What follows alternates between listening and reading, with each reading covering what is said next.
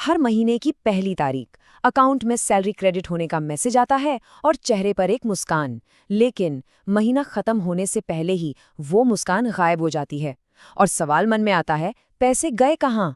अगर ये कहानी कुछ जानी पहचानी लग रही है तो ये कोई नई बात नहीं है। ये भारत के मिडिल क्लास की एक आम पहेली है। तो चलिए आज इसी रहस्य से पर्दा उठाते हैं। तो वो बड़ा सवाल यही है कि पैसा आता तो है, पर आखिर जाता कहाँ है? मतलब इतनी मेहनत की कमाई जो अकाउंट में दिखती तो है, महीने के आखिर तक हाथ में क्यों नहीं टिकती? चलिए आज इस बात की तह तक चलते हैं। इसको ना एक जासूसी केस की तरह देखते हैं और हम सब जासूस हैं।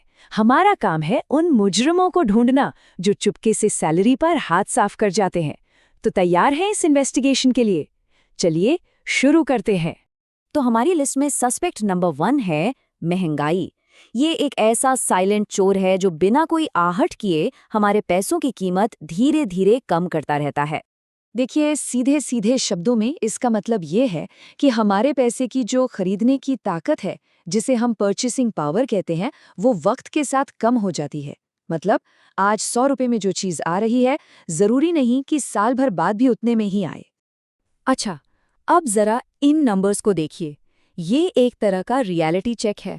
कोई 10 साल पहले पेट्रोल करीब 70 रुपए लीटर था, आज 100 के भी पार है। दाल जो 80 रुपए किलो मिलती थी वो अब 150 तक पहुंच गई है। तो सैलरी तो बढ़ी, पर क्या फायदा? उस बढ़त का एक बड़ा हिस्सा तो महंगाई ही खा गई।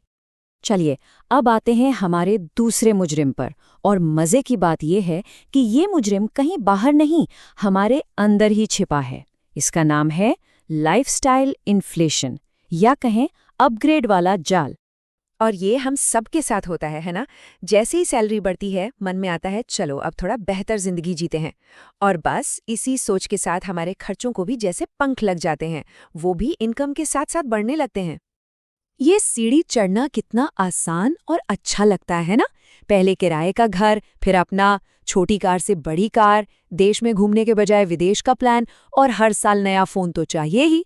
देखिए, इनमें से कोई भी चीज गलत नहीं है। बेहतर जिंदगी कौन नहीं चाहता? पर ये सारे अपग्रेड मिलकर सैलरी पर एक परमानेंट दबाव बनाए रखते हैं, चाहे वो कितनी भी बढ़ जाए। ये तो जैसे हम में से ज्यादातर लोगों की कहानी है। हमेशा यही लगता है कि अगली बढ़ोतरी के बाद सब ठीक हो जाएगा, लेकिन असलियत यह है कि हमारे खर्चे भी हमारे साथ ही रेस लगा रहे होते हैं। अब पेश है हमारा तीसरा मुजरिम, EMI, यानी इक्वेटेड मंथली इंस्टॉलमेंट्स। ये देखने में तो बड़े अच्छे दोस्त लगते हैं जो हमें महंगी चीजें खरीदने में मदद करते हैं, पर इनकी एक कीमत होती है। EMI का जादू ही यही है। वो 1 लाख रुपए की चीज को 10,000 रुपए महीना जैसा आसान बना देती है, और हमें लगता है कि ये तो बहुत सस्ता है।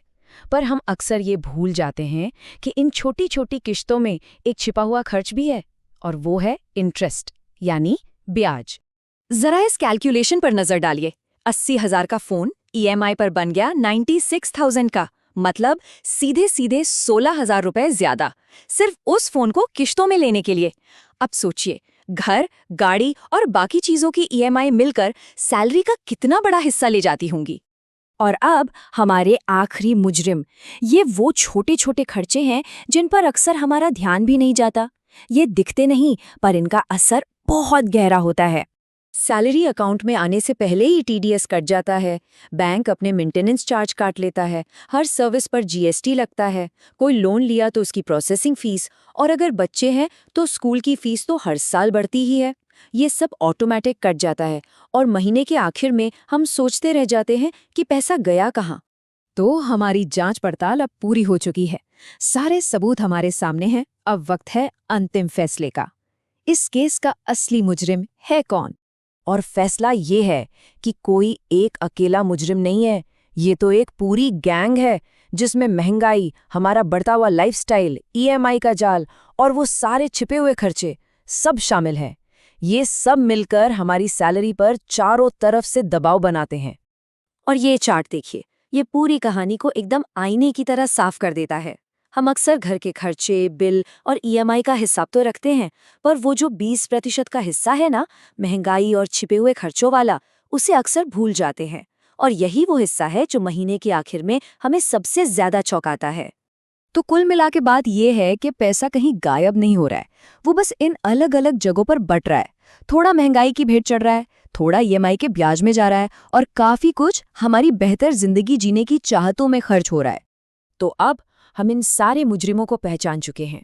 और देखिए, किसी भी पहेली को सुलझाने का पहला कदम यही होता है कि प्रॉब्लम को ठीक से समझा जाए। तो ये जानना कि पैसा जाता कहाँ है, ये तो सिर्फ पहला कदम था। असली सवाल तो अब शुरू होता है कि इस जानकारी के साथ अगला कदम क्या होना चाहिए। इस पर सोचिएगा जरूर।